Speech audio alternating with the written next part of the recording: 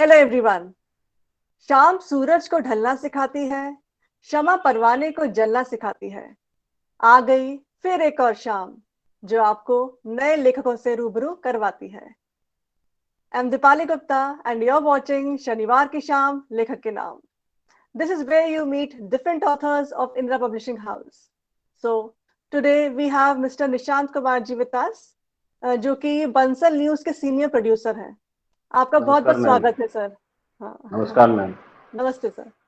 और आपने बुक लिखी है, ये कल कॉलेज बंद हो जाएगा। इस बुक जी पर मैम। आज हम डिस्कशन करेंगे।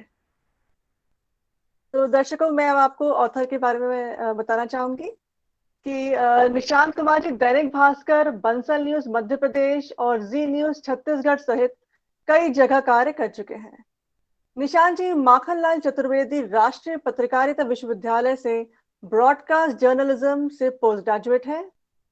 और यूं तो पत्रकारिता से निशांत जी का रिश्ता बहुत पुराना है और अभी बंसल न्यूज में सीनियर प्रोड्यूसर के रूप में कार्य कर रहे हैं। It's really a great honour and pleasure to have you today with us. तो अब मैं आपको आपके सर के द्वारा लिखित पुस्तक कल कॉलेज बंद हो जाएगा के बारे में कुछ बताना चाहूंगी। कि यह किताब एक विद्यार्थी के पत्रकार बनने की कहानी है, लेकिन साथ ही यह पत्रकारिता के भ्रमलोक से पर्दा भी उठाती है। साथ ही निराशा में आशा को तराशने और कर्तव्य पथ पर डटे रहने की सीख भी देती है। तो अब हम निशांत कुमार जी से बात करेंगे इनके द्वारा लिखित पुस्तक कल कॉलेज बंद हो जाएगा पर। अ, सर, मैं सबसे पहले आप से ये प्रश्न पूछना चाहूंगी कि जैसे बुक का कवर तो बहुत ही अट्रैक्टिव है, तो और कवर के साथ साथ टाइटल भी। तो ये टाइटल आपके दिमाग में कैसे आया? और इसमें जो पिक्चर बनी है कवर के ऊपर कि बहुत सारे मीडिया पर्सन दिख रहे हैं अपने को और दो लोगों ने हाथ पकड़ा हुआ है, तो इसका स्टोरी से क्या रिलेशन है, मतलब? और ये टाइटल के बारे में कुछ बताएं आप। मैम, बहुत अच्छा सवाल आपने किया है। सबसे पहले तो मैं इंदिरा पब्लिशिंग हाउस और दीपाली मैम आपको, मनीष सर को, मनीष गुप्ता सर को बहुत धन्यवाद देना चाहता हूँ कि उन्होंने मुझे यह मंच उपलब्ध कराया, एक लेखक को, कि वो अपनी बात दर्शकों के सामने रख सके।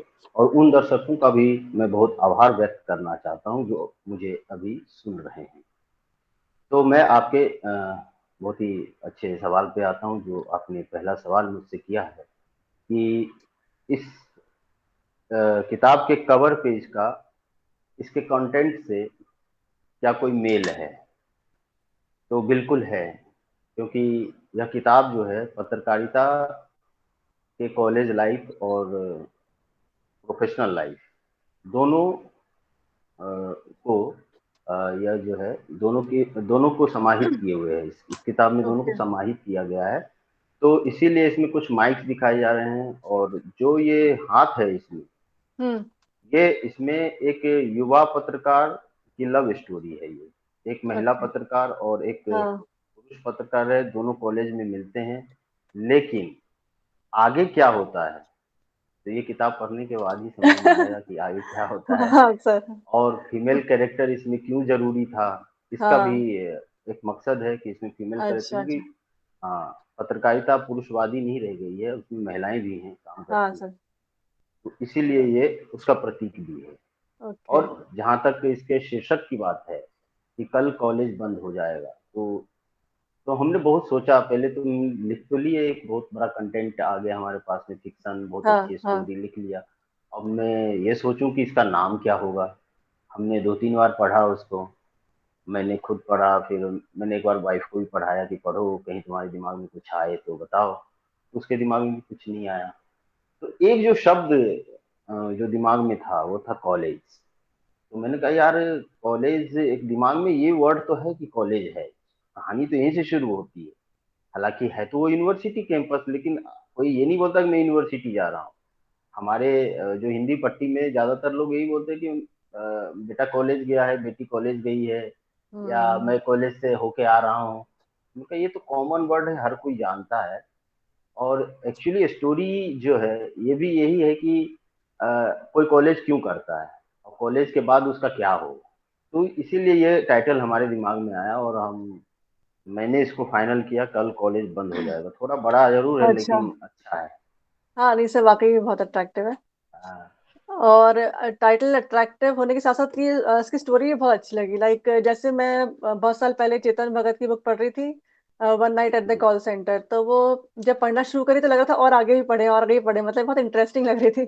तो वैसे ही सेम इसके साथ भी रहा। जब मैंने पढ़ना शुरू किया तो लग रहा था कि और आगे भी पढ़ना चाहिए और आगे, मतलब इंटरेस्ट आ हुँ। रहा था पढ़ने में। जी, तो एक्चुअली बढ़िया क्या है लगा। कि हाँ, कॉलेज लाइफ़ ऐसा होता ही है। और हुँ, दूसरा ये है कि कॉलेज लाइफ़, जब मैं कॉलेज लाइफ़ इसमें जब मैंने इसको लिखना शुरू किया था शुरू में, तो जब मैंने इसकी पहली प्रति 20 प्रति लिखी थी, तो मुझे बिल्कुल अच्छी नहीं लगी थी। और मैंने उसको डिलीट का बटन दबाया और डिलीट कर दिया। ओके। तो उसके हाँ, क्योंकि उसके बारे में मैं आगे आपको बताऊँगा, जो आप हुँ, इसके बारे में पूछिएगा तो। तो अच्छा इसकी सर। कहानी इसलिए इंटरेस्टिंग है क्योंकि इसमें कॉलेज लाइफ है। हर आदमी के हुँ, जीवन में जो पढ़ा है, एजुकेटेड है, उसकी कॉलेज लाइफ तो वो कॉलेज लाइफ तो अच्छी होती ही है। वो कॉलेज लाइफ को याद करना चाहता ही। जो नहीं पढ़ा है वो भी ये सोच-सोच कर उसको याद करना हाँ, चाहता वो है, अपनी उसमें लाइफ़ से, जीना चाहता हाँ, है। हाँ, सब रिलेट कर लेते हैं अपनी लाइफ़ से, एग्ज़ैक्टली, तो हाँ, फिर रिलेट कर लेते थे कि काश हाँ, कि मैं भी कॉलेज में होता तो हाँ, ऐसा होता। सही। तो कॉलेज लाइफ की कई स्टोरियाँ हैं, सब अलग-अलग शेड्स की हैं। हाँ, और अच्छा, इसका भी मूड अलग है, बिल्कुल अलग है, सबसे अलग है। अच्छा। कोई इसमें कोई समानता नहीं मिलेगी। आप किसी चेतन भगत की किताब को उठा लीजिए या फिर कोई भी दूसरे राइटर हुँ। की उठा लीजिए, तो आपको ये बिल्कुल डिफरेंट लगेगी। हाँ, स्टोरी तो बिल्कुल डिफरेंट है, वाक़ई में। तो मैं जानना चाहूँगी कि what inspired you to write this book, मतलब आप क्या प्रेरणा है आपकी इस बुक को लिखने से पीछे और क्या उद्देश्य है आपका? हाँ, बहुत ही अच्छा सवाल है। और मूल सवाल तो यही है कि हाँ, ये किताब लिखी क्यों गई और ये प्रेरणा मिली कहाँ से? तो मैं हाँ, आपको बताऊँ कि ये इस तरह की किताब लिखने का मेरा बिल्कुल विचार नहीं था, सच मायने में पूछा जाए तो। और कॉलेज में रहते हुए मैं ये ज़रूर सोचता था कि यार राइटर बनना चाहिए, राइटर बनेंगे। लेकिन राइटर बनेंगे तो किस तरह का बनेंगे? क्या नॉन नॉन फ़िक्शन ही हम लोग लिख सकते हैं? पत्रकार भी हैं तो। तो हुँ, कॉलेज लाइफ़ में कभी ऐसा नहीं आया कि मैं कॉलेज पे कुछ ऐसा लिखूँ और हुँ, उसमें ऐसी प्रोफ़ेशनल लाइफ़ और कॉलेज लाइफ़ का कॉकटेल हो और उसमें एक मैसेज हो पत्रकारिता हुँ, को लेकर, पत्रकारिता विषय को लेकर। क्योंकि उस समय उतना कुछ था नहीं, क्योंकि आप जब प्ले में रोल कर रहे होते हैं तो आप ये नहीं देखते कि यार दर्शक क्या सोच रहा है। आप सिर्फ़ अपना रोल कर रहे हैं। उस समय मैं हुँ, विद्यार्थी था तो मैं अपना पढ़ाई करने आया था, पढ़ाई कर रहा था और हुँ, वो सारी चीज़ों को समझ रहा था जो जिसे मुझे फ़ेस करना पड़ रहा था, हमारे दोस्तों को फ़ेस करना पड़ रहा था, अदर डिपार्टमेंट को फ़ेस करना पड़ रहा था।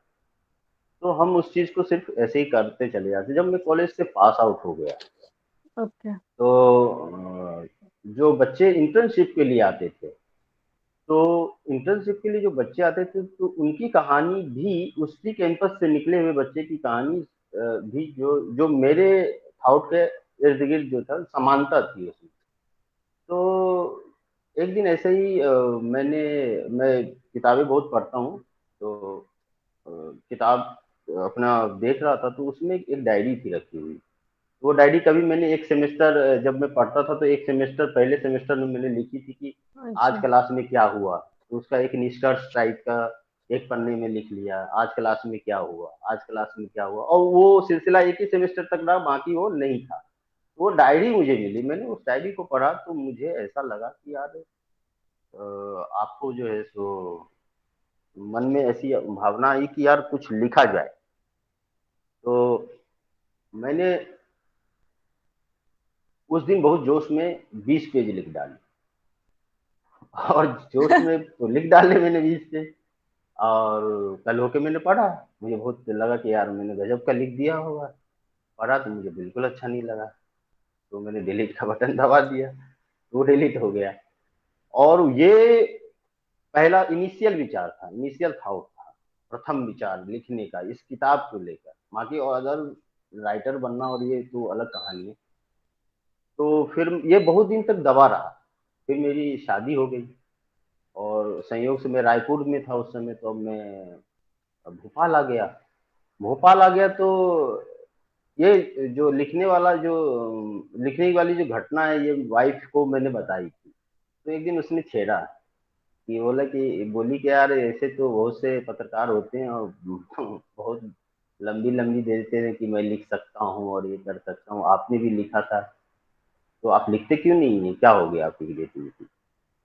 तो मैंने कहा यार समय हम्म, नहीं है, समय भी देना पड़ता है, फिक्शन लिखना कोई आसान काम थोड़ी है। सही तो बात है। बोले कि आप लिखना तो चालू कीजिए।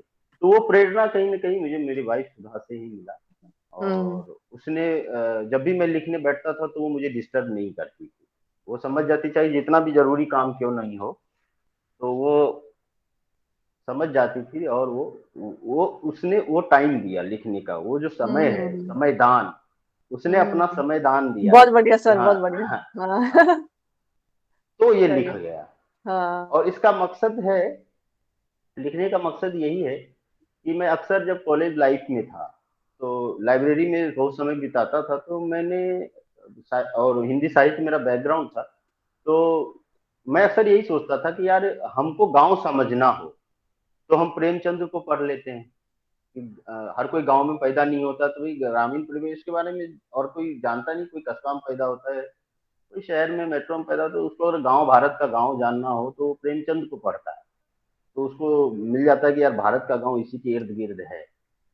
तो उसको वो भावना रहती है। मैंने कहा यार पत्रकारिता को जानना हो तो क्या करेंगे अपन, क्या पढ़ेंगे, ब्रेकिंग न्यूज, नॉन फिक्शन, उससे तो कुछ भावना प्रकट नहीं होती, उससे तो ग्लैमर को और ग्लैमराइज किया जाता है कि और ग्लैमर में फंसते चले जाओ। तो इस चीज का अभाव रहा। मैंने बहुत पत्रकारों की लव स्टोरी, प्रोफेशनल लाइफ की मैंने पढ़ी, कहानियां वानियां पढ़ी, बट उसमें ऐसा कुछ परिवेश नहीं मिला कि इसमें कुछ साहित्य हो पत्रकारिता जीवन का।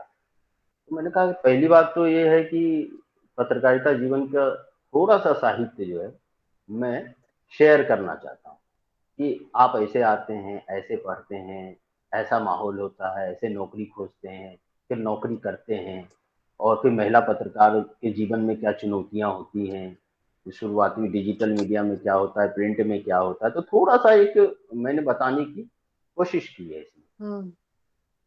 बहुत ये बढ़िया सर आप। मकसद है। हाँ हाँ, ओके ओके, बहुत बढ़िया। सर जैसे कि आपने जर्नलिज्म से पोस्ट ग्रेजुएशन किया है, तो इस दौरान आपके क्या अनुभव रहे, इस बारे में कुछ बताया।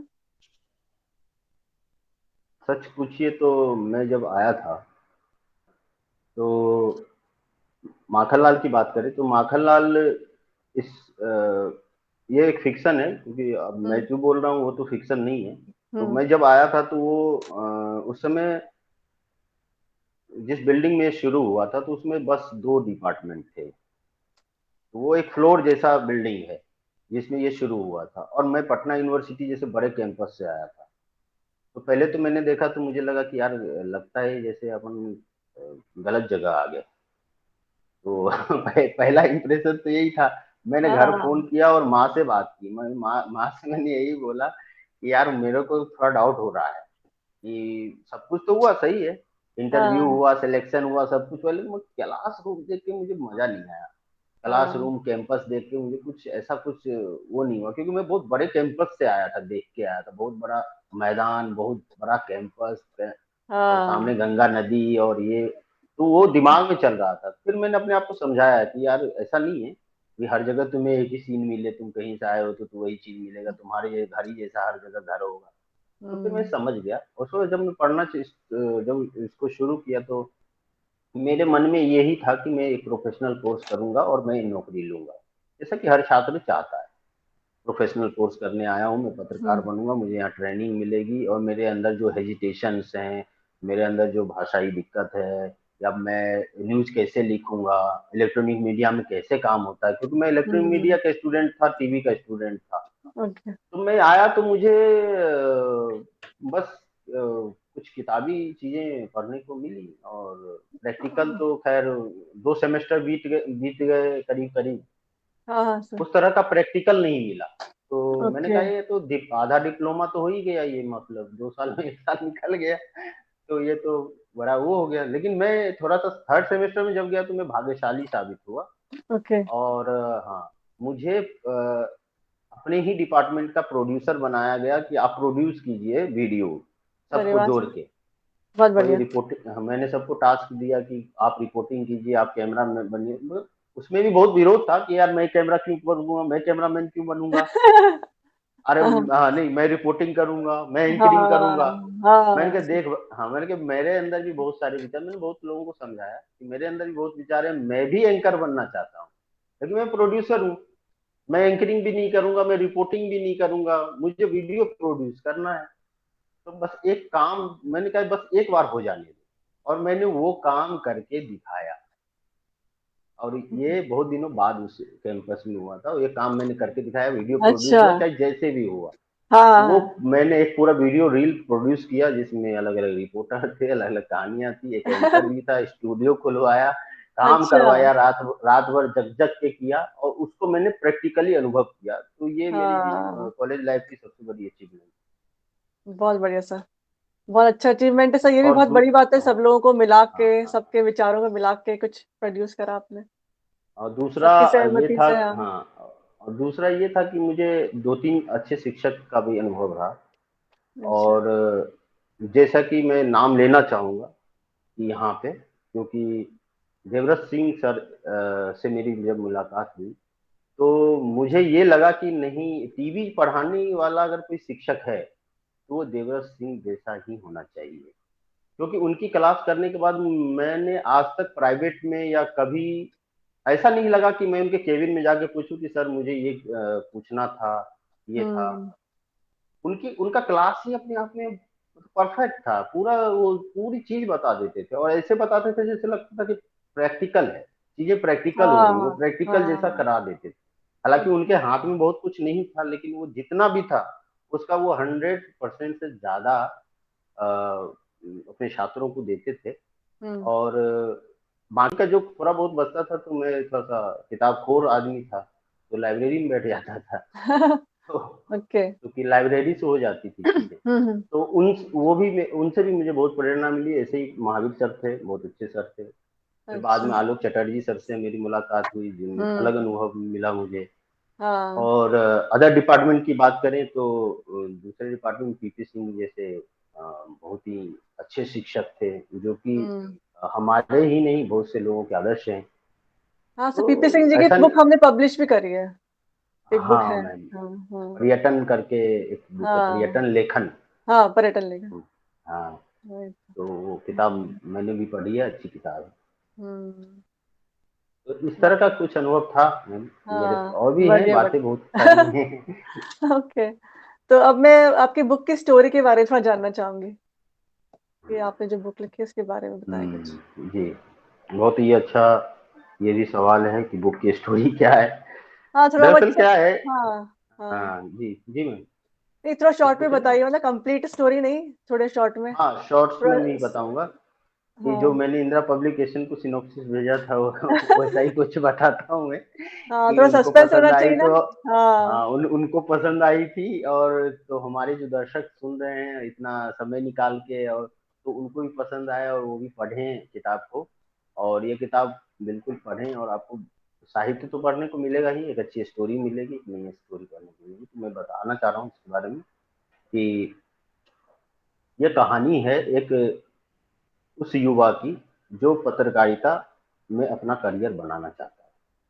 और जब वो एडमिशन लेता है और आता है, तो उसके जीवन में, कॉलेज जीवन में क्या क्या हम्म, घटित होता है, तो ये कहानी उसी पे बेस्ड है। तो सबसे पहले तो क्या है कि ये जो एमसीयू है, एमसीयू में यहाँ के स्टूडेंट्स की तो बात नहीं है, जो बाहर से स्टूडेंट आते हैं अदर स्टेट से, जैसे यूपी, बिहार, बंगाल, हम हम्म, लोग के समय में हरियाणा भी था, दिल्ली से भी बच्चे थे, और एक साउथ इंडिया से भी था, राजस्थान से था, तो बहुत जगह के बच्चे आते थे। तो इतनी दूर आके पढ़ाई करने का एक बड़ा सपना था कि भाई मैं यहाँ आऊंगा पढ़ने के लिए। हाँ हाँ, तो उसके दिमाग में चल रहा था कि यार बहुत ही अच्छा कैंपस होगा, टेलीविजन में पढ़ने जा रहे हैं या में को सीखने जा रहे हैं, तो हमें हम्म, नौकरी लगेगी। एक अलग ग्लैमर जैसा जो एक वातावरण होता है ना, कि आंख पे पर्दा, ग्लैमर का पर्दा रखा हुआ।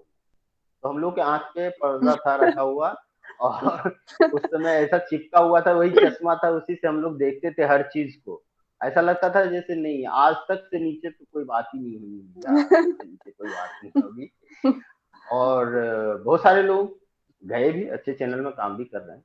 तो हम्म। सबकी अपनी अपनी चॉइस थी, मुझे यहाँ रहना था तो मैं यहाँ काम कर रहा हूँ, हमारे बहुत से मित्र दिल्ली में हैं, तो बड़े अच्छे अच्छे चैनल में। तो इसमें ये कहानी ये है कि वो जब आता है तो स्टूडेंट आता है तो अलग तरह का उसका टोन होता है, एसेंट होता है। और यहाँ पत्रकारिता के लिए क्या चाहिए, तो यहाँ तैयारी होती है कि स्टूडेंट, मतलब जो जो कुछ शिक्षक जो पढ़ाना चाह रहे हैं स्टूडेंट को, धक्का देके कि यार थोड़ा सा तो तैयार हो जाओ यार, हम्म। बहुत सारी चीजें यहाँ नहीं है, चलो हम हमारे पास जो है हम तुमको तैयार कर देते। तो उसमें से भी जो है 50% स्टूडेंट पढ़ते हैं इसमें, 50% हम्म। स्टूडेंट बाहर बाहर अपनी पढ़ाई करते हैं, उनकी अलग तरह की पढ़ाई होती है, चाय पीते हैं पढ़ाइयाँ अलग होती है। तो ये सारी पूरा माहौल इसमें है, बताया गया है। इसी दौरान क्या होता है कि सेमेस्टर, एक्चुअली सेमेस्टर वाइज है, तो 2 सेमेस्टर के बाद नए स्टूडेंट आते हैं। हम्म। उसी दौरान क्या है कि इसमें एक शिवम नाम का कैरेक्टर है, जो अदर स्टेट से है। वो पढ़ाई करने आता है, यहाँ आता है, और जैसा वो सोचता है वैसा होता नहीं है। और वो जब नहीं होता है तो वो ये सोचता है कि चलो कुछ नहीं है तो पढ़ाई तो है, पढ़ तो सकते हैं, हमारे जो बस में है वो पढ़ाई ही है। तो अपना ज्यादातर समय शिवम जो है तो लाइब्रेरी और क्लास में बिताता है। इसी दौरान उसकी मुलाकात एक जूनियर से होती है जो अदर डिपार्टमेंट की होती है, उसको वो देखता है और उससे वो लट्टू हो जाता है। तो फिर उसको ये जज करने में बहुत टाइम लगता है कि यार ये लव है या अट्रैक्शन है। और कैंपस में तो वो कभी हो ही नहीं पाता है, प्यार मुकम्मल नहीं हो पाता कैंपस में। जब वो डिग्री ले लेता है, बाहर जाता है, तो फिर अलग अलग तरह की परिस्थिति बनती है, और फिर कहीं जाके उनकी मुलाकात होती है, और ये आगे किस रूप में जाती है तो किताब में है, इसको पढ़िएगा तो आपको बहुत अच्छा लगेगा। और इस दौरान उसको क्या क्या कहाँ कहाँ अलग अलग शहरों का चित्रण है। ऐसा ही अच्छा। नहीं है, भोपाल कैंपस से स्टोरी शुरू होती है, फिर ये रायपुर जाती है, बरेली, यूपी के बरेली जाती है, फिर दिल्ली जाती है, फिर बिहार जाती है, फिर ये स्टोरी भोपाल आती है। तो ये पूरा एक, और इसमें सबसे अच्छी चीज एक ये भी है कि इसमें ट्रेनों का भी कनेक्शन है, फिल्मों में जैसे आप ट्रेन देखते हैं कनेक्शन, क्योंकि हाँ। हाँ, क्योंकि ये भारत की जीवन रेखा है ट्रेन। और इसमें हम्म। दिखाया गया है कि वो जो कैरेक्टर है वो ट्रेन पकड़ता है, ट्रेन से जाता आता और ऐसे करता है, तो वो ये भारत की जीवन रेखा ही है, ये इसके मध्यम वर्ग का आदमी है तो वो ट्रेन से ही सफर हाँ करता है। हाँ, सही बात है। ये भी इसमें एक बड़ी चीज दिखाई गई है। हम्म।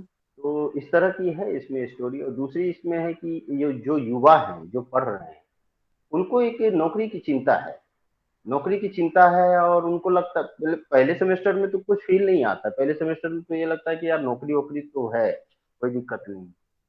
जब उनके सीनियर, जब वो अपने सीनियर को बेरोजगार देखते हैं कि ये तो बेरोजगार है यार, इसको तो नौकरी नहीं लगी, और उनका हम्म। सीनियर जब उनको मोटिवेट करने की जगह डिस्करेज कर जाता है, हाँ, सही तो बात है, तो उनके थोड़ा पास वो डिप्रेशन। भी, हाँ, उनके पास भी मोटिवेशन देने के लिए तो कुछ है ही नहीं। उनके पास, उनको नहीं नौकरी लगी तो उनके दिमाग, उनकी मन स्थिति है कि भाई हमें नौकरी नहीं लगी, तो इन बच्चों का को भी अपन अवेयर करके जाएं। हाँ, तो वो डिस्करेज इस हो जाते हैं हाँ, बच्चे, फिर हाँ, सही इस बात। तरह का पूरा माहौल है जो कि धीरे धीरे जो है वो जो है अवसाद धीरे धीरे वो घुसता चला जाता है, और फोर्थ सेमेस्टर में वो इतना हावी हो जाता है कि मतलब कुछ लोग तो इतने कांप, मतलब मैंने इस स्टोरी में तो उतना चित्रण नहीं किया है, लेकिन वास्तविक हम्म। में कुछ लोग तो इतने कांप जाते हैं कि उन्होंने तो, आधे ने तो दो दो सेमेस्टर में ही छोड़ दिया कि ये मेरा नहीं है काम, मैं तो अच्छा। कोई एमबीए करूंगा और मैं तो दूसरी जगह नौकरी करूंगा। हाँ। और कुछ लोग तो प्रोफेशन में आने के बाद 1 साल बाद छोड़ दिए, 2 साल बाद छोड़ दिए। कुछ लोग डिग्री किए और पत्रकारिता नहीं करना है तो टीचिंग में चले गए। तो इस तरह से भी हुआ है। तो हाँ। इस तरह का एक पूरा परिवेश है, कहानी है जो चलती है। ऐसा नहीं है कि सिर्फ शिवम की ही कहानी है, इसमें बहुत से कैरेक्टर हैं। रंजीत है, नवीन है, मजबूत कैरेक्टर हैं। शिवम से ज्यादा मजबूत कैरेक्टर है रंजीत और नवीन, जो शिवम के ही दोस्त हैं। लेकिन कैरेक्टर की बात की है तो ये दोनों काफी मजबूत कैरेक्टर हैं, और अलग हम्म। डिफरेंट कैरेक्टर हैं।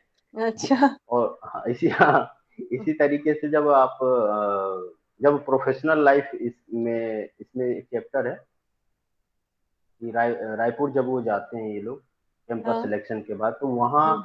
वहाँ भी एक बहुत अलग तरह का परिवेश है कि ओके। नया चैनल है, कोई रीजनल चैनल नया आता है, नेशनल नोएडा से यहाँ आता है, वो कैंपस करके ले जाता है। और वहाँ एक ही कॉलेज के बहुत सारे बच्चे पहुंच जाते हैं। क्यों पहुंच जाते हैं? क्योंकि शिवम जैसे ही बहुत सारे ऐसे ही बच्चे थे शिवम जैसे, जिनको हम्म। लगता था कि हमारा, हाँ, पढ़ाई के अलावा हमारा कोई साथी नहीं है, और जब मौका आना है तो हमें शॉट खेलना है, सिक्स लगाना है। और वो मौका आता है और सिक्स लगाने वालों की संख्या ज्यादा है। ऐसा नहीं है कि शिवम ही पास होके चला गया और कैंपस हो गया उसका, हम्म। बहुत से बच्चे एक साथ जाते हैं। तो ये उसमें बताया गया, वहाँ भी एक अलग माहौल है, और एक चैनल कैसे चलता है उसको भी थोड़ा दिखाया गया है। इस तरह की कहानी है इसमें, वो बहुत हम्म। अलग तरह की पत्रकारिता जीवन पे बेस्ड मुझे लगता है कि उपन्यास ये पहला ही होगा हाँ सर, वाकई में। संभवतः। हाँ, पहला पत्रकार तो उपन्यास मुझे है, भी लग रहा है कि पहला ही है ये। पहला उपन्यास है हम्म। जिसमें कॉलेज लाइफ है।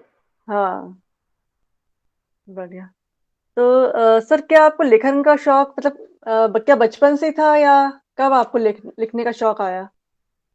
मैम, जब मैंने इस किताब को लिख लिया, हम्म। जब मैं सही बता रहा हूँ, जब मैंने इस किताब को लिख लिया, तब मैंने ये गौर किया कि यार ये इतना ज्यादा, मतलब एक कल्पना और जो है इसको मैं इमेजिन कैसे कर पाया।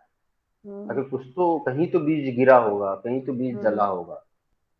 कभी ऐसा गौर नहीं किया कि यार वो चीज शुरू कहाँ से हुई थी। तो फिर मैं फ्लैशबैक में जब गया तो मैंने देखा कि मैं बचपन में कॉमिक्स बहुत पढ़ता था। नागराज, सुपर कमांडो, हम्म। डोगा, चाचा चौधरी। तो अच्छा। ये जो चीजें मैं पढ़ता था, ऐसा नहीं था कि मैं बचपन में बहुत एवरेज स्टूडेंट था। मैं बहुत अपने क्लास में अच्छा स्टूडेंट था, टॉप 5 में तो रहता ही था। और मुझे कॉमिक्स और फिक्शन पढ़ने का बचपन से ही शौक था। अच्छा। माँ बाप, पापा मम्मी चाहते थे कि मैं डॉक्टर बनूं, और उन्होंने इस उद्देश्य से मुझे 10th पास किया तो पटना में एडमिशन करवा दिया कि अच्छा। चलो वहाँ पढ़ेगा, तो वहाँ मेडिकल की कोचिंग वोचिंग सब करवा दी कि थोड़ा तैयारी वैयारी करे, डॉक्टर बने। हम्म। मैंने भी बायोलॉजी ले लिया और पढ़ाई वढ़ाई की, खूब पढ़ाई की। लेकिन फिर मुझे लगा कि ये मेरा नहीं है, ये मेरा फील्ड नहीं है। मैंने घर में कन्विंस करने की कोशिश की, जैसा कि होता है कि अरे ये बचपना है और ये है, ऐसा है। हाँ। तो मैं थोड़ा सा जिद्दी भी था। तो मैंने कहा मैं जब कर ही नहीं सकता हूँ तो मैं आपका पैसा क्यों बर्बाद करूँ। हाँ, तो बोले इंटरेस्ट क्या कर, होना चाहिए। हाँ तो क्या कर सकते हो, तो मैंने लिटरेचर ले लिया, हिंदी साहित्य, ग्रेजुएशन अच्छा। के लिए। तो बोला कि अब अच्छा। तो गया काम से, मतलब अब तुम हम्म। तो मुझे लगता है कि अब सिर्फ डिग्री के लिए पढ़ाई करोगे। हम्म। तो ये मुझे बहुत खराब लगा कि यार हिंदी को लेकर ऐसी राय है लोगों की कि हाँ। हिंदी ले लो तो।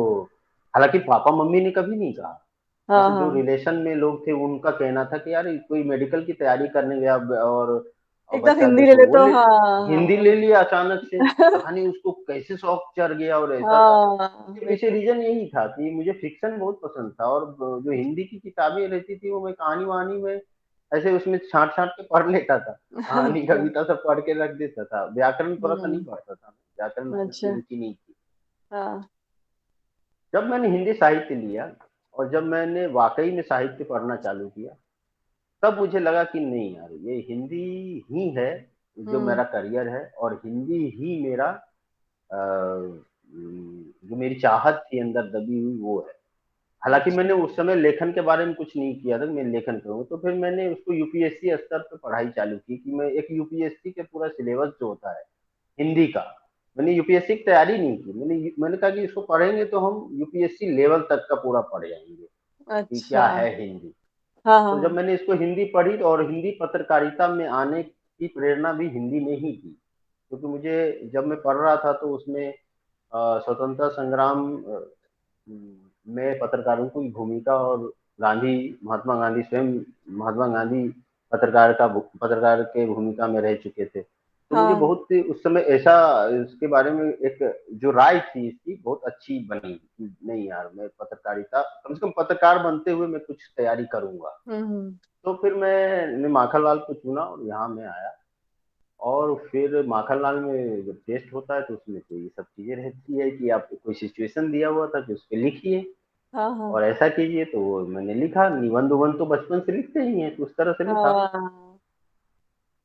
जब मैंने लिखा तो उस समय मुझे लगा कि नहीं यार, मैं लिख सकता हूँ, भले सिलेक्शन हो या ना हो, लेकिन मैं लिख सकता हूँ। लेकिन सिलेक्शन हो हम्म। गया और मेरा एडमिशन हो गया। तो इस तरह से मैंने लिखने उखने का काम शुरू किया। और जब मैं क्लास में था तो उस समय भी टीचर ने एक स्क्रिप्ट दी थी कि टेलीविज़न पे पहली स्क्रिप्ट थी, एक छोट रात में सोच के आप लिखना टेलीविज़न की भाषा में एक रिपोर्ट बनानी है।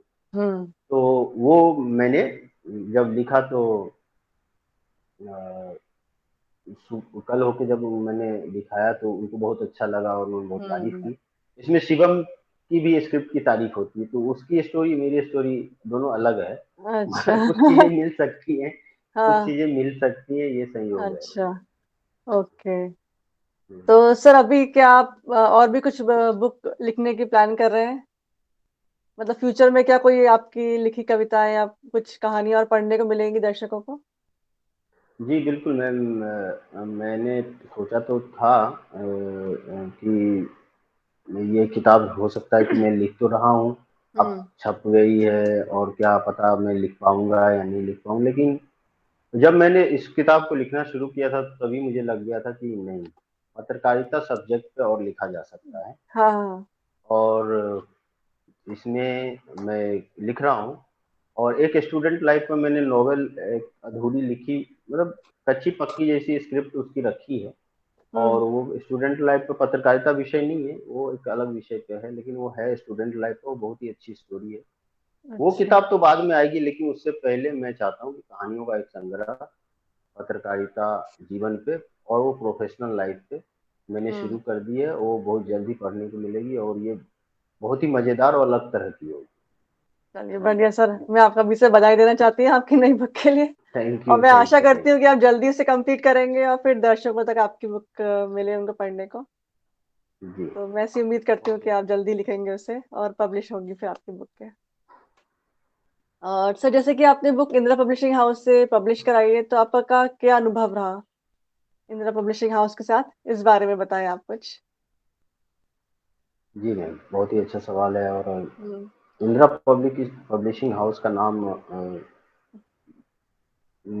जो है सो मैंने गूगल के जरिए ही मेरा वो परिचय हो पाया था। जी। लेकिन जिस समय मैंने किताब लिखा और लेखक बनने का सपना था मेरा, तो उस समय मैं कई प्रकाशकों से मिला था, और तो वो दिल्ली के प्रकाशक थे। और जब मैं उनके पास गया तो उनके अलग कंडीशन थे, और दिल्ली में जाके और उस चीज़ को कोऑर्डिनेट करना, और उस समय कोरोना जैसा एक कोरोना महामारी भी आ गई थी उस समय, एक डर था, तो मैं दिल्ली नहीं जा पाया। और दूसरी चीज़ ये थी कि जब मैंने इसको बहुत पहले किंडल पे पब्लिश कर दिया था, क्योंकि मुझे ऐसा लग गया था कि यार कि मैं अब लेखक हो गया हूँ, लेकिन कहीं न कहीं ऐसा लग रहा था कि नहीं, अभी लेखक तो मुहर तभी लगेगी जब आपको एक कोई प्रकाशक, वो भी अच्छा प्रकाशक, जो साहित्य को समझे, जो किताब को समझे और लेखक को समझे, हर कुछ जहाँ नहीं छपता हो, ऐसा हम्म। ऐसा कोई प्रकाशक हो जो आपके स्क्रिप्ट को पसंद करे, तभी आप